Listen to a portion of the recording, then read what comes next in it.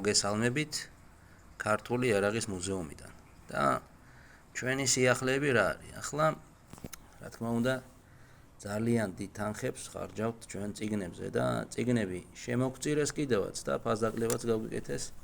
მოკლედ გვაყიდინეს წიგნები მადლობა ბატონ ირაკლი ფაღავას და ეს არის კავკასიური იარაღი, რომელიც წარმოდგენილი ამ წიგნებში. ასევე ეს არის მისი ავტორობით დაწერილი წიგნი. ძალიან საინტერესო წიგნია. ეს წიგნები კიდე შევიძინეთ. ეს წიგნები და ეს მოამბეები გვაჩუქა. 1 2 და 3.